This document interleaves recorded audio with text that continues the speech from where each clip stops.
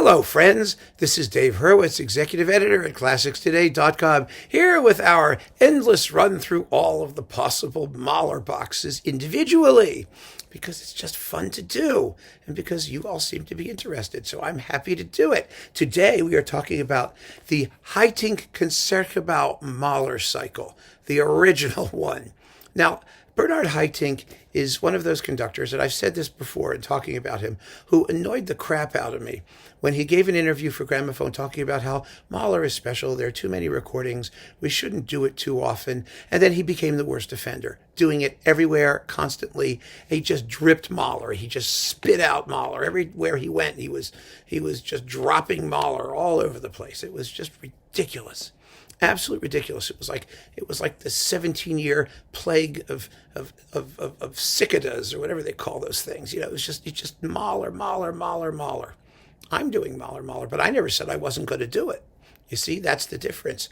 And he did do this one cycle, and then he did this, which are the Cursed Matinee performances. These are live performances that were done on Christmas morning. These were released briefly on Philips, and then they vanished utterly.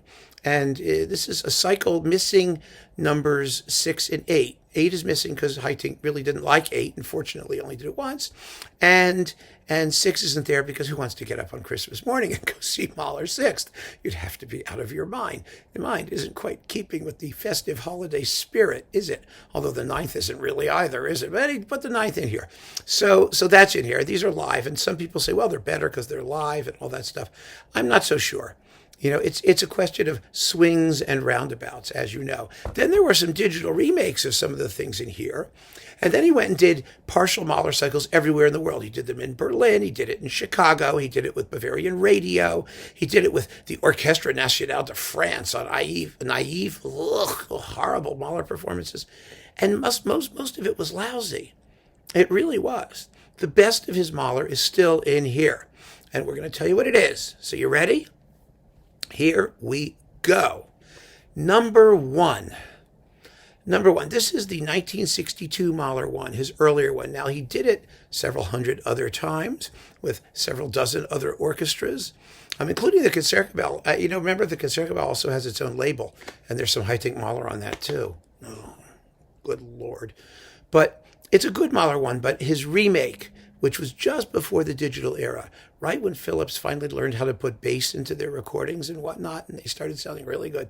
Well, that's a better one, and it's not in here, and it's stupid. They should have just put it in there. But okay, number two. Number 2 is fabulous. It's certainly the best Haitink Mahler 2 that he ever did by a long shot.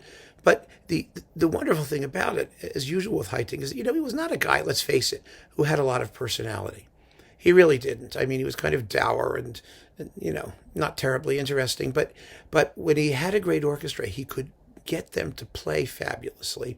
And he realized these worked through the medium of the orchestra without making a personal issue of a lot of it. So his Second Symphony really shows off the Concertgebouw's classic Mahler sound in really good stereo. And for that alone, it's one of the great Mahler 2s because they have one of the great Mahler traditions. They understand it. They have an idiomatic sound. They had wonderful, wonderful characteristic instruments for most of Haitink's tenure, till the end, till the digital era. Then they began sounding like every other great orchestra. And it was sort of a pity. They had, some of the characteristics of the orchestra, amazing woodwinds. Absolutely amazing woodwinds. Strange percussion. They had a big tam-tam that had a fabulous sound in pianissimo that you can hear in all these performances. It's just wonderfully vivid and just right for Mahler. Loud crashes sometimes weren't there at all, but the quiet stuff was incredible. Cymbals were kind of trashy and high-pitched. The tambourine, too. They had a really distinctive batterie, as it was called. They had no organ. The Concertgebouw has a lousy, weak-sounding organ, which is really a problem. And, the strings were beautiful and cultured and warm and singing. The horns were equally at home as a brass instrument or a woodwind instrument. They were very versatile. They were not those big, enormous Waldhorn type Vienna things at all, or Chicago things. They didn't blast. They were very comfortable in the woodwind section, and they balanced out the brass section quite nicely. It's a beautiful section, wonderfully integrated into the sound of the ensemble. And the trombones, ooh, they had these sort of narrow bore, very focused trombone sound, almost like the Czech Phil had, a kind of a sound where it cut through the orchestra really, really well without ever overwhelming anything, without sounding too big or too brassy or nasty. Really a wonderfully characteristic sound. Timpani tended to be soft-edged. They were not hard sounding. They were big and boomy and mellow. And part of this was, of course, because of the acoustic of the Concertgebouw itself. And so to hear Mahler done this way is marvelous, and it doesn't sound like that anymore. It doesn't. So the 1960s Mahlers that he did were kind of special. Number 2 was fabulous. Number 3 is fabulous, with Maureen Forrester singing the solo. One of the great Mahler 3s. They're using their own edition of the score. There are a couple odd bits of kind of rearranged parts in the first movement. It has the most glorious conclusion of the symphony that anybody ever did, with the best final chord you'll ever hear, and those woodwinds are just phenomenal. It's absolutely great. Now, number 4, he did twice. There's an analog one and a digital one, and the digital one isn't as interesting. It doesn't sound as good. First of all, these early Philips digitals, they sounded just dreadful, and so that wasn't so great. And the first one had Ellie Ameling as the soloist. And for Ellie Ameling alone, it's worth hearing. It's just beautiful. It's a beautiful, very innocent, very fresh performance. Doesn't have tons of personality in the first couple of movements. It really just doesn't. But it gets better as it goes. So that one's really great. Number 5 is really underplayed. It just they didn't, this was before they could put bass in the recordings, and we can lump number 5 with number 6 because they're both really underplayed. They just lack so much in guts and impact, and I don't know. Haitink was not up to those 2 works at this point in his career. He just wasn't. The playing itself is very, very good. In the 5th particularly, there's some wonderful precision in the playing, but you just want so much more color, so much more impact. It's small scale and not great for each of those works. 7, on the other hand, is one of the great ones, and that's another one that he remade at the Concertgebouw. An awful sounding digital recording, slower, duller. Everything about it was just dreadful. This first one, on the other hand, it has all of the color and character and strangeness. And it's another one of those performances, like the second and the third, where you hear that wonderful Concertgebouw sound and it fits the music, the strangeness of the music, perfectly. It's a brilliant, wonderful, great version of the 7th. And he never equaled it again. Nothing came close. So that 7th is phenomenal. The 8th has the non-organ in the Concertgebouw. It has some beautiful singing, but it's extremely, again, you can tell he doesn't really like it. It's very, very much underplayed. It's a swift, anodyne, not particularly characterful performance. It has one glorious moment. That glorious moment is when the soprano solo comes whipping out of the choir going, "Du schwebst, du, du, du, du, du, du, du, du," with the women's choir behind it. Oh my God, what a beautiful moment. No one else has equaled it.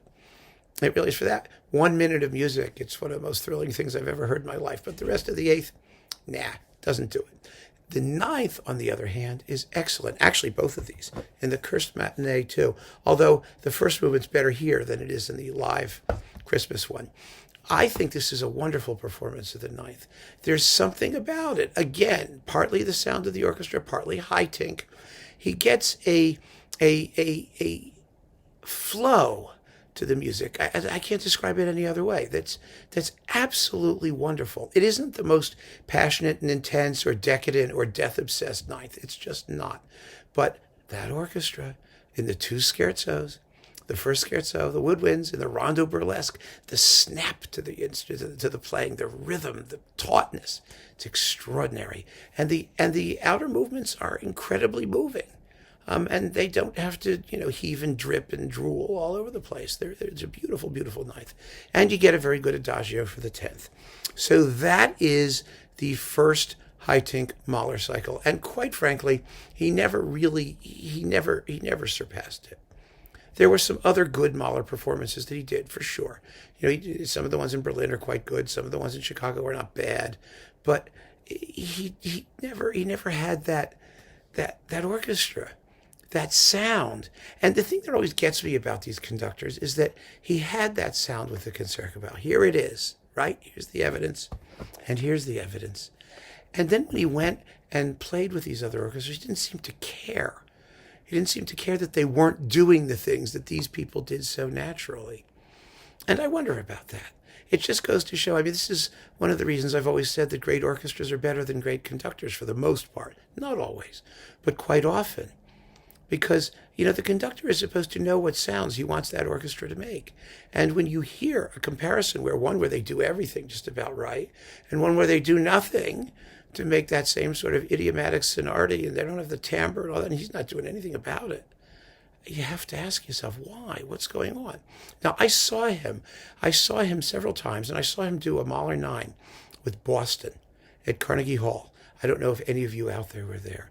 It was one of the most tragic versions I've ever heard. And I don't mean tragic in a realization of the piece. I mean because of the fact that he and the orchestra obviously hadn't gotten along, and they were just playing the piece and ignoring him and doing their thing. And I'm not sure anything that he did would have made any difference, or if he had anything to bring to the table. But it was a completely detached performance of the ninth. It was so, so disappointing. Absolutely dreadful. And it just went to show that, obviously everyone sometimes has good days and bad days, but, this was a guy who was sort of a Mahler specialist, but in a way, he was not temperamentally the best suited to do Mahler. And he needed an orchestra that was going to supply some of the things he was not willing to. And with those early Concertgebouw recordings, he had that. He had that in the second number 1, which isn't in here. And he had it in 2, 3, 4, 7, and 9.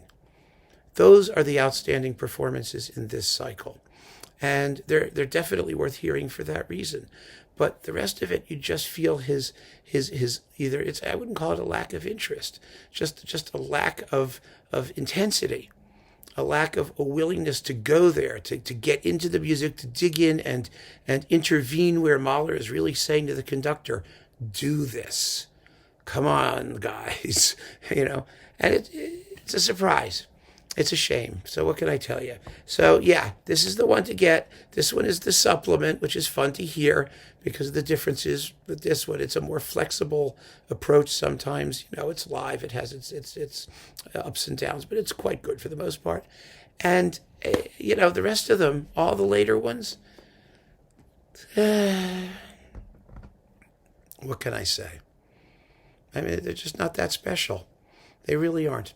So as a supplement, by the way, to this, which should have been in here but isn't, his Das Klagende Lied was fabulous, and his song cycles with Hermann Prey, containing one of the all-time greatest Kindertotenlieder, phenomenal Kindertotenlieder and Songs of the Wayfarer. All of this presumably will be in the big Haitink Concertgebouw box, which is coming shortly, as well as the duplicate Mahlers that he did. I'm curious to hear some of them again because, they just sounded so bad to me when they initially came out, and I haven't paid much attention to them since. So I will give them another shot and see if the sound really is as dry and unpleasant as it sounded to me originally. I don't know. I'm happy with this. I really am, for the great performances that it contains. And that is Haitinks Mahler. So keep on listening, friends. Thank you so much for joining me. Take care.